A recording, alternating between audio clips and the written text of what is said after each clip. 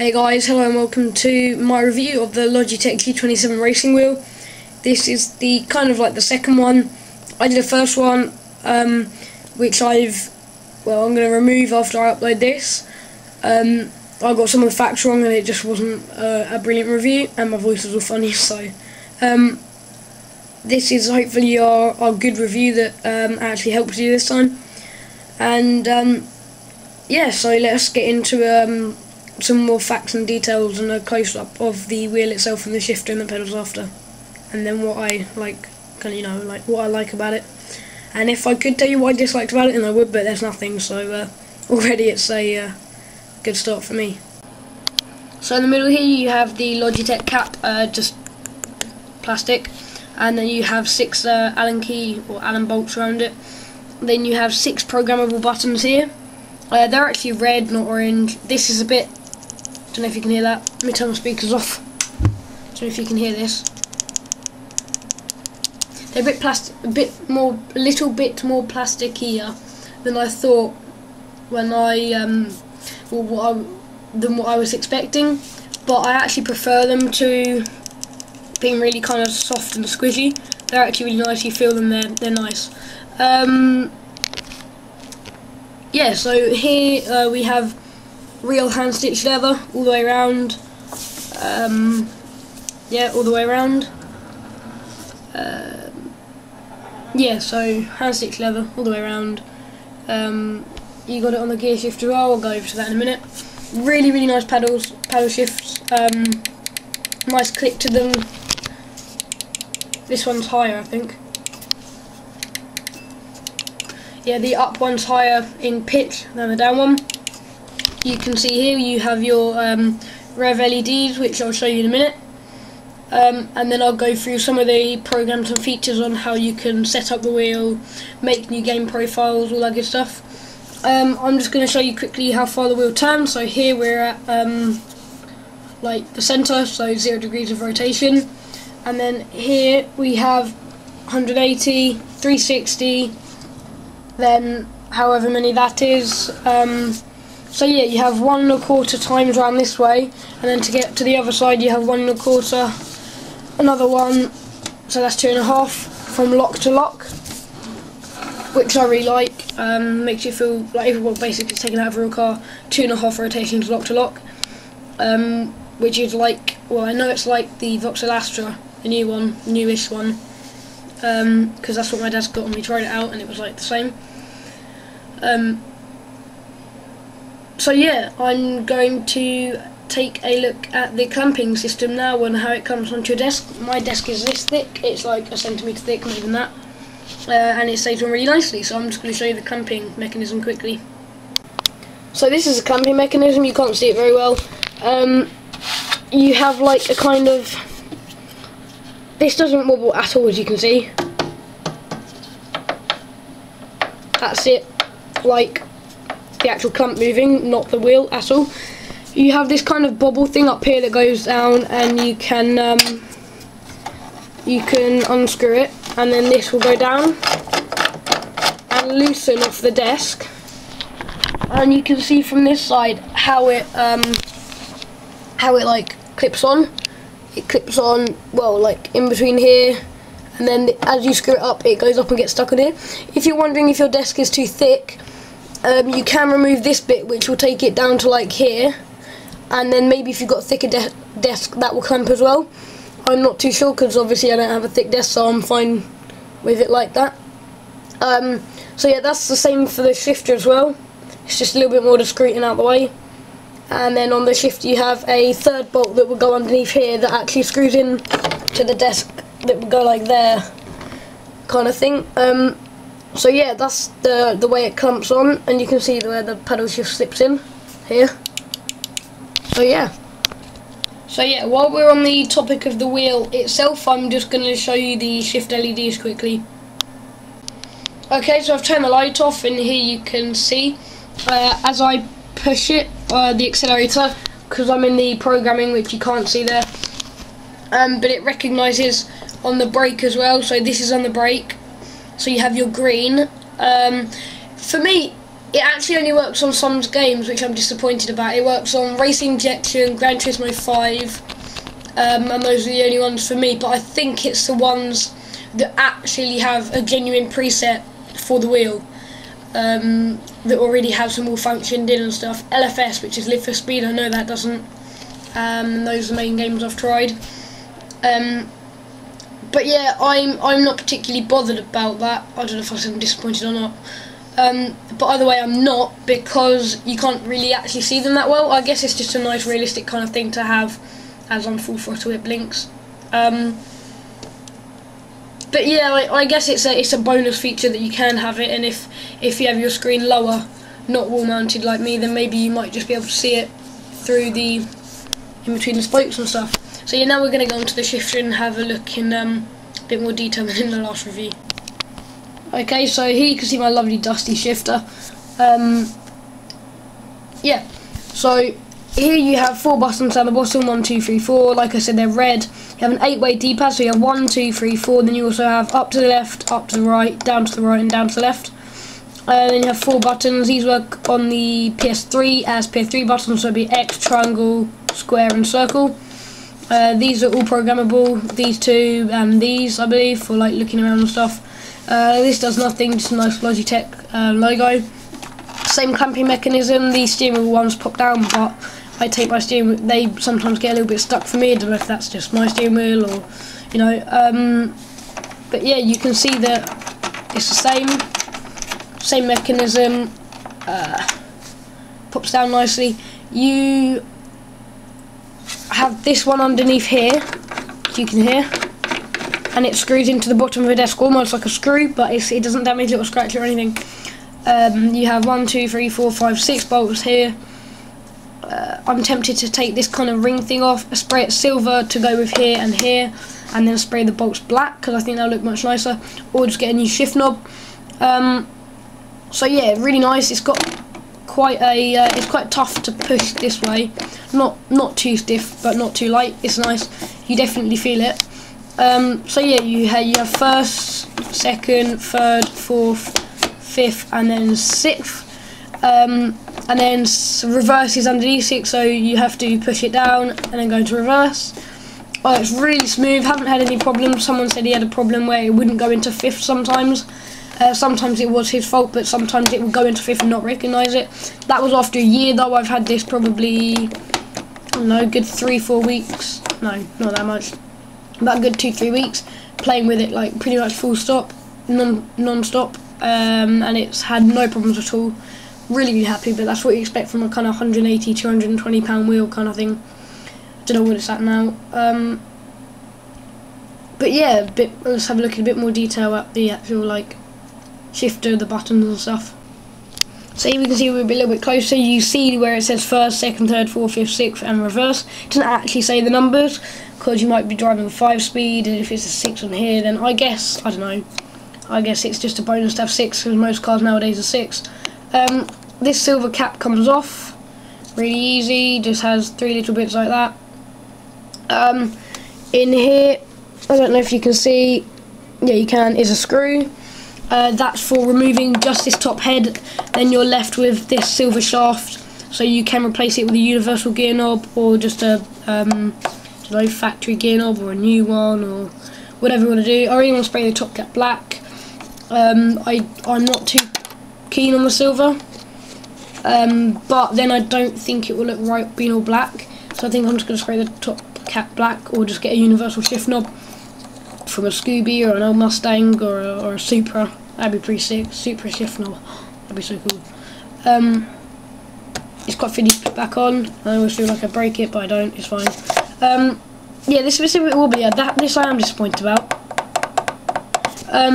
It's just that underneath here it wobbles around. There is some sort of, I want to know if there's some sort of spacer that you can stop it, but it's quite annoying. Just like when you wiggle around with it, you can just feel it wobbling. It's almost cheap and tacky. But I know people that have put universal shift knobs on, it doesn't happen, so they're only about, what, some of them are like £5 minimum, which is like $3, so it's really not expensive. yeah, like I said, you have that Logitech thing. It's got a plasticky feel to it. This is a tiny bit, well, not wobbly, but it moves a bit. So yeah, you've got your buttons that you can't see because my fingers are in the way. Power switch, power light, and then your other buttons. These buttons all work really well. They're conveniently placed. So for like on Euro Truck Simulator 2, say you were going into first, you were in sixth and you needed to toggle. All you have to do is literally slide your hand. It's still on the shifter, and then once you've done that, you just do that, and then you have like whatever next gears you're in. And it's really good for toggles, starting your engine. On city car driving, you have start engine, handbrake, seatbelt, double click, and you're on lower beam. Then I have some crap up there and looking around and all that good stuff. So yeah, let's get on to the pedals, and then we'll go on to some of the software itself. So here you can see the actual pedals themselves. Move the light out my face quickly. That's going to really annoy me. The exposure's all wrong. Hey ho. So yeah, you have your accelerator, which is the easiest to press. It's got the biggest gap in between pedals. This really helps for heel and toe braking and braking and changing and gears and whatever. Nice Logitech thing here, nice kind of foot thing. I'll show you. I won't show you the grip in a minute, but basically it's got this little thing that flips out, like kind of like a spike strip for the police, and it like has those spikes in it, and it literally grips your carpet. Like I'm putting it back, and it's not against anything. And I had to pull really hard then for it to go anywhere, and that's with the teeth or the spikes facing the wrong way. And when you push it, it doesn't go anywhere either. So that's pretty cool, especially when your feet are on it and it pushes it into the floor even more. It's also got wooden like floor kind of grips. So yeah, accelerator, which is the easiest to press. Then you have your clutch, which is the second easiest to press, and it's hard. And then you have the brake, which I'm not even going to be able to press the whole way because I'm using one hand. There we are. Jeez, feels like a workout. But yeah, that's the pedals. I really like them.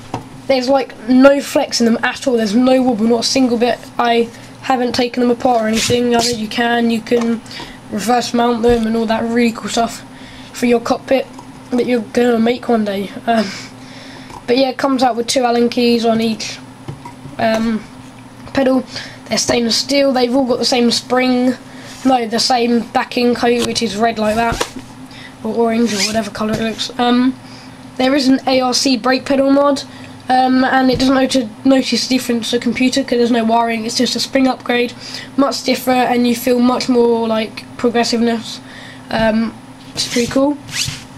But yeah, now we're gonna open Hypercam and we're gonna have a look at some of the software. So I hope this review's been helpful to you and that it helps you out, and hopefully you buy this wheel. I just want to note one thing. I had a Thrustmaster RGT Pro before, and I thought, oh my god, this wheel is amazing. And I bought it, it was only 60 quid, 100 quid less than this. Although now it'll be quite a bit more money, the G27, because it's not Christmas anymore.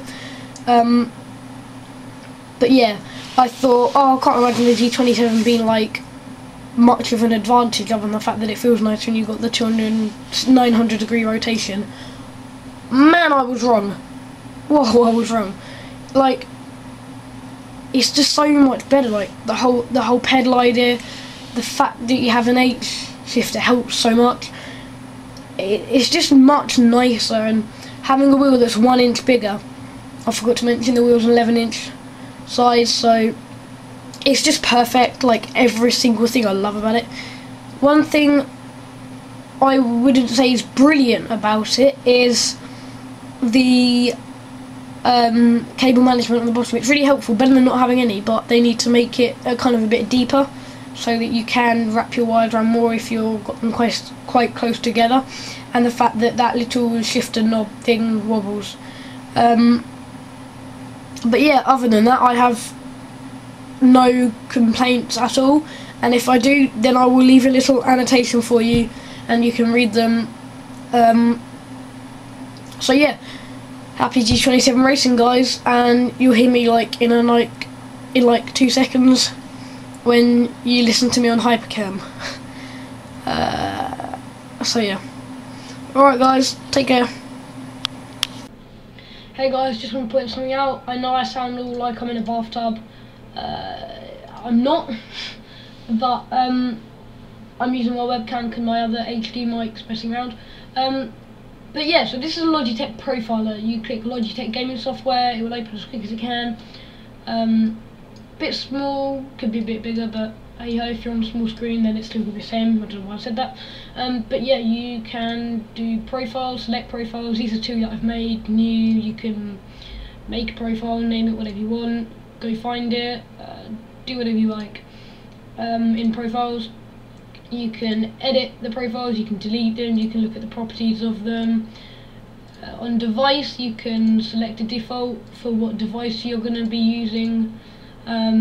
This is where it all counts, so in the game controllers bit. Click on here, you can double click or you can just click properties. But yeah, so I just double clicked, don't know why. But yeah, here it shows you if it recognises it, which it will, or if it's plugged in. You can see how much you're on the accelerator. That's when I push the accelerator down, that's when I push the brake down. I can't even do it because it's backwards and it's stiff. But yeah, and this one's the clutch. It shows you differently, shows you on a kind of needle thing, really responsive. It shows you on the acceleration, that's when the RPM lights come on. It shows you when you're in first gear, second, third, fourth, fifth and sixth, and then it recognises, I can't even get into reverse now. Reverse there, it recognises the view switch, 8-way you can see, and when you press buttons and stuff, if you've got force feedback enabled, it will recognise that as well. So that's just general stuff, and then when you come into here, settings, this is where it all counts. Normally it will be set on 270 or 200 or something, and this will limit you. It will actually put the force feedback in on its own, not force feedback as such, but the motor, to stop you being able to turn it more than whatever this is set on. So for games like iRacing or racing injection, when your steering wheel in the game only turns 270, you have to turn it 900 degrees for it to do 270 in the game. It feels really unresponsive. Turning sensitivity up does nothing because it's not the sensitivity as such, it's the ratio between your wheel and the in-game wheel, and that's why you just put it down to 270 and then you're fine. You can enable force feedback here, so it's really easy, click of a button and it's on or off. You can change how strong it is. I don't have mine on, I just prefer it without. This is what I mess around with. You can have it, this is when you turn the wheel, how much it wants to be in the centre, how strong the spring that centres it on its own is. You can turn it off completely so that when you let go of the wheel it stays exactly where it is, doesn't turn at all. Or you can have it so that the weaker it is, the slower it will return to centre. And then if you put it on 150, it will literally spin around the quickest it can and get to the centre. You really feel it pulling against you. You can click where you allow the game to adjust the settings to what it thinks is right at the time. I don't like that, it messes it around all the time. I tend to leave mine on 30 or 50, and then when I'm playing iRacing or racing injection, I just leave it on 270 up here, leave that on 30 or 50 or whatever. But yeah, no, it's a really simple, nice way to be able to change your settings. Here you have use the Logitech profiler, comes up with loads of stuff about how to use it. Visit the Logitech website, it tells you the version you're using. When you click on advanced, it comes up with nothing, just what controller you want to use with other programs. But yeah, that is about it, and maybe I will do a gameplay video on racing injection for you, because that game with this is actually so awesome. Every single thing you do you can feel, and it just comes straight back to you. I love it. So maybe if Fraps loves me today, we can get some nice gameplay with that. I'm going to wait until 40 seconds, 4 minutes and 40 seconds, because I have like OCD, and if it stops on a 33 it will just be bad luck. I'm so paranoid. But yeah, cheers guys, hope you enjoyed this review. Okay, no, I'm not going to stop on 45. But yeah, I hope you enjoyed this review guys.